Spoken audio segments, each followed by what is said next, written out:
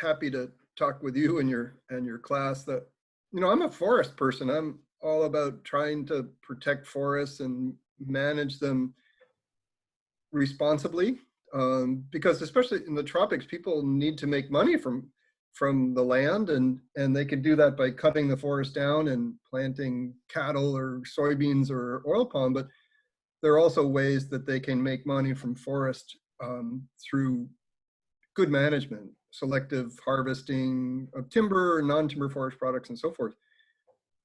But we've lost a lot of forests around the world, and there's a need for to protect the forests that we have. In some places, I think there's a need for reforestation.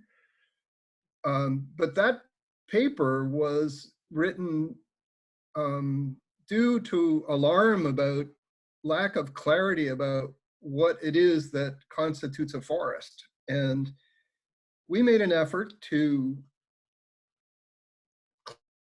clarify forest and other ecosystems, and there have been efforts before ours. We tried to build on what was known, but this topic is as old as the hills and old as the English language, and learned a lot writing the paper. I should say that that's 10 years ago. The paper failed. It did not successfully inform the debate. So lack of clarity about what is and what is not a forest persists despite our efforts. And I'm afraid that lack of clarity is politically expedient for some people. I also should admit that there are fundamental reasons why we disagree about what is and what is not a forest. Yeah, because the principal difference is between a forest and a plantation, and that there's gray zone between forest and plantation, but it's pretty clear to me as a biologist, somebody who really cares about biological diversity, that pines planted in lines or eucalyptus resprouted and clear cut every 8 years, or a plantation is not a forest. It's a fiber farm or a wood farm or tree farm, and we should differentiate them. But that isn't done very often, and people are willing to call any place with trees a forest.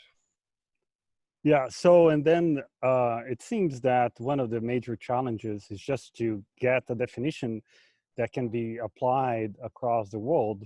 And so you have the same baseline all over the place, but that also creates some problems, right? Especially when you're talking about old growth forests, because you don't capture all those aspects, right?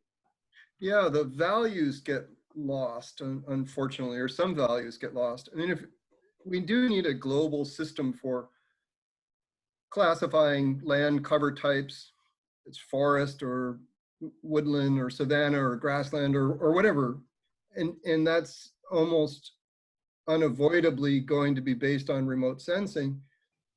And even with modern canopy penetrating systems like LiDAR, it's going to be very hard to differentiate forests from plantations, other than in the extreme cases of trees planted very strictly in lines and with short rotation plantations where they're cutting all the trees down at every 10 or 20 years. And why should we care? These intergrades. There are intermediate situations, like in the Southeast, where we live in Florida, in the southeastern coastal plain, from Virginia around to East Texas. This is the fiber basket of North America. I mean, we grow a lot of fiber here, pine fiber principally, but the pines that we plant are native species. So if these plantations were eucalyptus, then it wouldn't be hard to say, well, that's not a forest, that's a plantation. But because it's a native species, it gets harder. And then these are monospecific stands, increasingly monoclonal stands. Pretty soon, genetically engineered monoclonal stands. That hasn't happened yet, but and in these stands, there are other species. There are other plant species. There are other animal species, and those are what plantation managers call weeds and pests.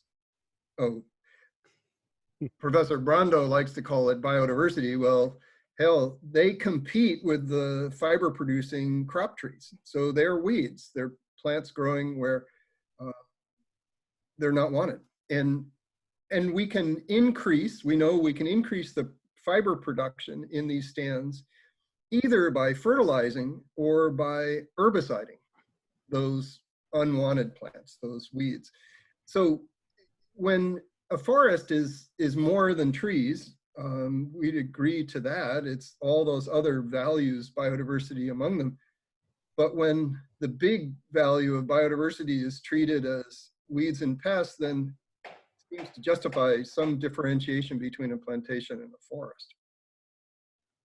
So that's one area of controversy, and that needs to be clarified with definitions that are agreed upon and made specific about what is a forest. The other battleground is on the reforestation front, where, okay, in places where forest has been lost and soil is degrading and the landslides and erosion, and you can picture that just awful landscape, planting trees is a good thing. And in places where there are poor people who would benefit from trees, the crops, non-timber forest products, fruits, fiber, wood, whatever, planting trees is a good thing.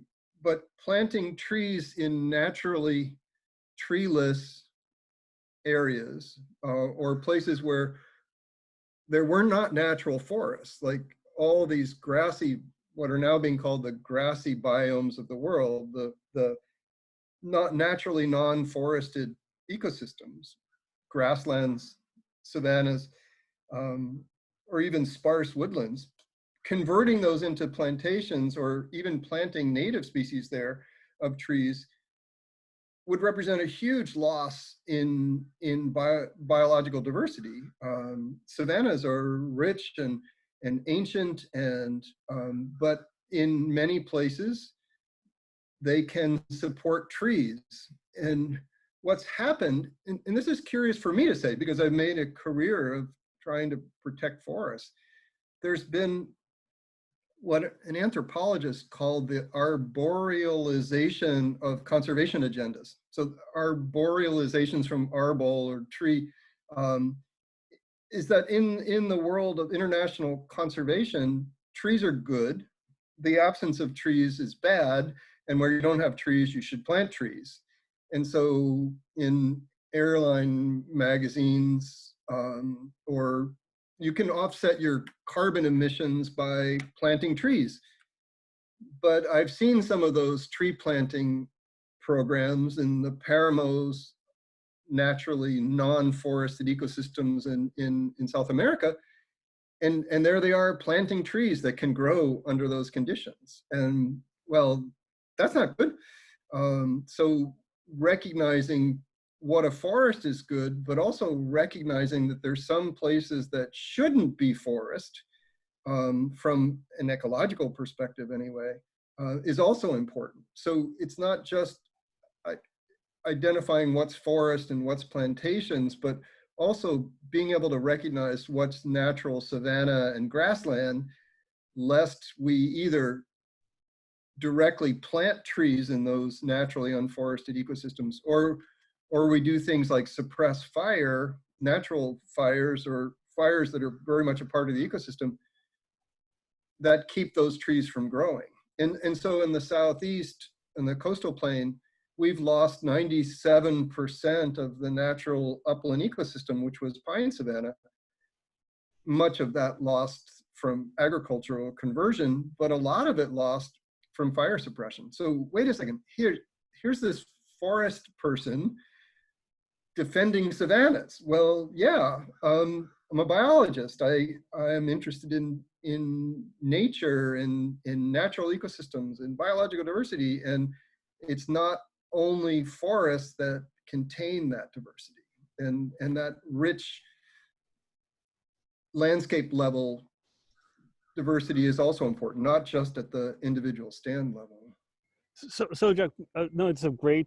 These two different issues, right? They're created by not defining forests very well and being hard to define forests over huge areas, and when they use remote sensing to do so, not having the resources to go and measure all the biodiversity and so on and so forth. Most of these students that you're talking to are students in their last year, or they have a couple more years to go, and they're going to work with natural resources, sometimes in agencies and with forests, with conservation, with management, with policy. So what do you think could be their major challenges if they work in this interface with policy and forests in the near future? If they want to keep healthy forests across, especially the US, but also other places? It's a very simple question. But, Yeah, very simple question. Hard question. I mean, I think that one of the benefits of an education is that you improve your critical thinking skills. And I just spent a year doing policy work. It was a fellowship through the National Academy of Sciences, but I was placed in US Agency for International Development. And these are the people, they spend $1 billion a year on conservation, sensu lato. And there's a lot of what they do that's not very effective. But what for me seemed like the most important function that I had there was to ask for clarification. And it wasn't just being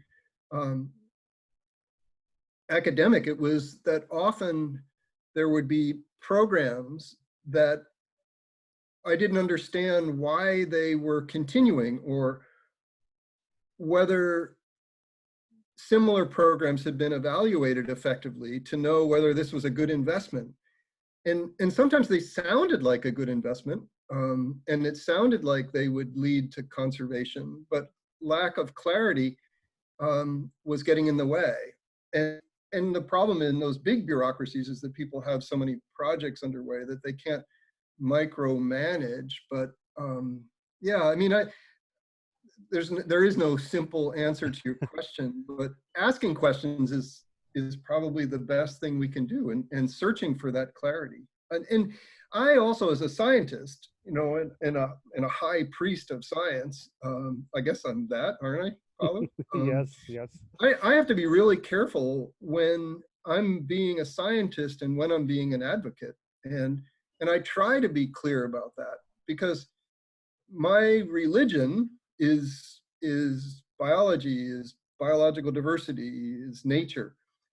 But that religious bias or religious tendency is not shared by everyone. And I have to be careful when I'm promoting something as a scientist on scientific grounds, like clean water or carbon sequestration to reduce climate change or something like that. And when I'm promoting diversification of the landscape because it's important, you know, that's religion, that's normative. It's fine, and we all have these values that are not based on data, and I think it's just important to be clear about that. So I have an agenda. I use science as much as I can to promote conservation, but I'm also willing to use other means to try to change behaviors. And what I've learned of late, this is the message of the last 10 years, is that people don't change behavior in response to information. And I spent the first 3 decades of my scientific career providing information and expecting that would be translated into conservation. And now I realize that I need to learn more